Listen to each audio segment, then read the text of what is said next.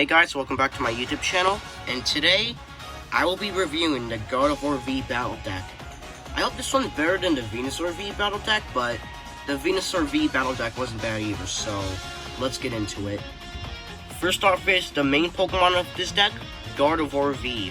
Its first attack, Magical Shot, is bad. It only does 30 damage for 1 energy. Its second attack, though, is good, as long as it has this extra effect. So, Swelling Pulse. For 3 energy, it does 120 damage, and if this Pokemon was healed during this turn, this attack does 80 more damage. So, basically, as long as you have Clefable out, you'll basically be getting 200 damage every turn, which could one-shot most Pokemon V and 2-shot all Pokemon V Maxes, so it isn't great, but it's fine enough to where I think it's decent. The next Pokemon is Draggable. This one is very good. Its ability, Infiltrator, says, if any damage is done to this Pokemon by attacks, flip a coin. If heads, prevent that damage. This could be better with Gloomwood Tingle, but this deck doesn't have it. However, 50% of the time, this card is immortal. And Phantom Force for 2 Psychic Energy does 120 damage, and you put 3 damage counters on your opponent's bench Pokemon in any way you like. So it's a really good spread. It's a really good spread, really good damage dealer, and its ability is really good. So overall, this card, probably one of the best cards in this deck. I'll shortly go over Draggable since it's here. The summon attack for 1 energy is good for bringing out more Pokemon. However, other than that, it's mediocre. Next up is Clefable. Its ability, Lunar Blessing, essentially just runs this deck. Once during your turn, if your active Pokemon has any, and I mean any, Psychic Energy attached, you may heal 20 damage from it and it recovers from a special condition. So it's really good, and it's a great support for Gardevoir V. Magical Shot for 80 damage for 3 energy, it's alright.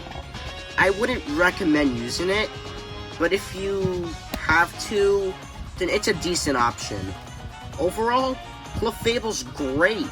Probably the best card in this deck if I had to be honest. Next up is Gardevoir. For 130 HP, I think this card's good, but it's not great. Jaw Lock for 2 energy for 50 damage. During your next turn, the defending Pokemon can't retreat, so they have to use Switch to get out. This can be useful depending on the situation or against different decks, but it's not great here. And Headbutt Bounce for 3 energy for 130 damage, it's actually really good. Does high damage for kind of low cost, not too low though. It's overall, this card is okay.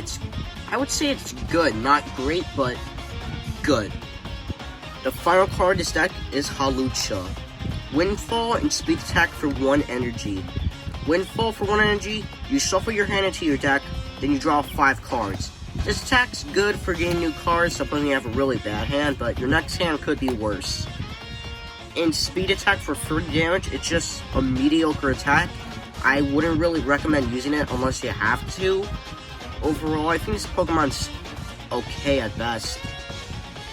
Now to get on the best and worst Pokemon of this deck. Personally, I think Halucha is the worst Pokemon in this deck.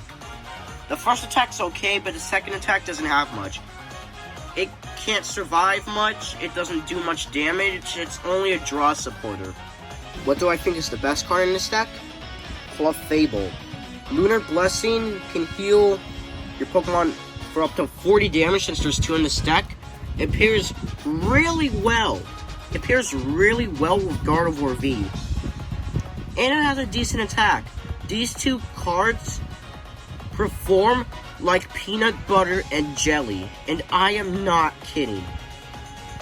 I may be cheating here, but the best cards in this deck are Clefable and Gardevoir V. They just work perfectly together. Thank you guys for watching, and I'll see you guys next time. Bye.